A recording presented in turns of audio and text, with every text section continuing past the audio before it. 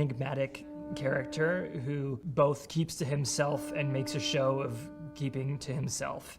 However, it's certainly my intention to see the world more through Ephraim's eyes. You always care about the characters that Rob plays. So having Rob play Ephraim, we're immediately drawn into him, even if we sense that something is kind of off. Like the very first thing he does is like light a cigarette and throw the match on the ground and then seeing if he can break into a desk. So clearly this is kind of a fishy character, but because it's Rob, we're with him. And with it being just two characters, we have to love and care about both of these guys and not so much rooting for their objectives, because their specific objectives at times are deliberately unclear.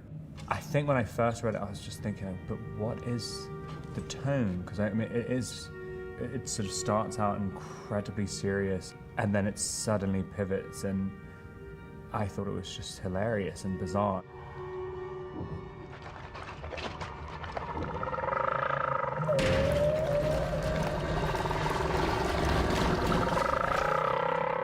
And I loved what he does with his kind of regional colloquial dialects. 'Tis when the work stops, when you're twixt wind and water, doldrums, doldrums, eviler than the devil.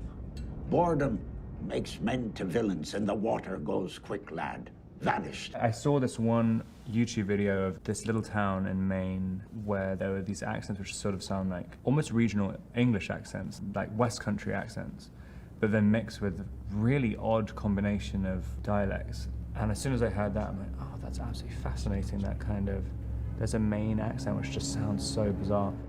Just use a hand with them boards is all.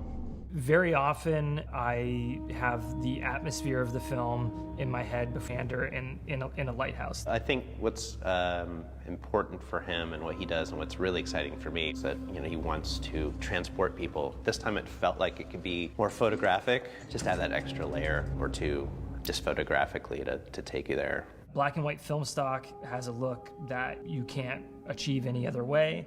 And we wanted to have a look that was closer to orthochromatic film because that early film stock shows the imperfections in your skin. And so Rob and Willem would look more weathered and we would see every pore. So Schneider made a custom cyan filter for us. To evoke this time, one thing that would really help is this orthochromatic look, so the film would see blue and green and ultraviolet, and that's it. So the film is insensitive to red. Of course, red is a predominant color in skin tone.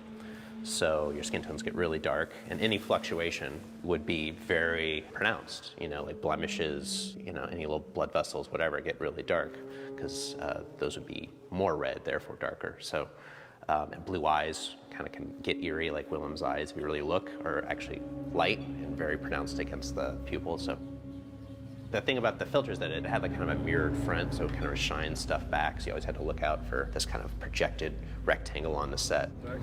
Put your hand towards the lens. When the film was just an idea, it was just atmosphere.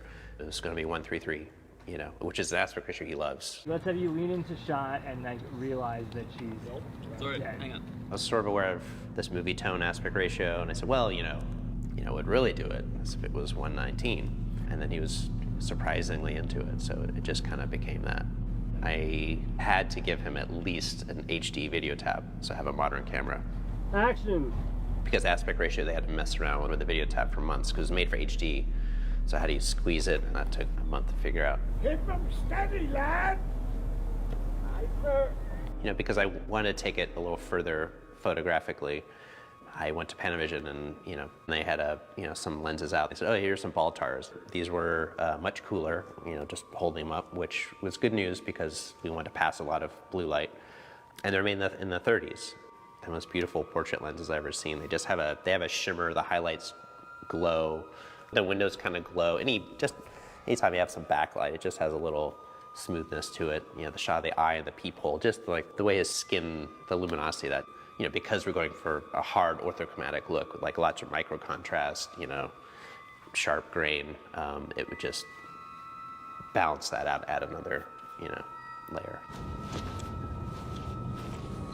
It's a nautical movie. It has its own folklore. And my brother and I did a lot of research into Northeastern and Western European 19th century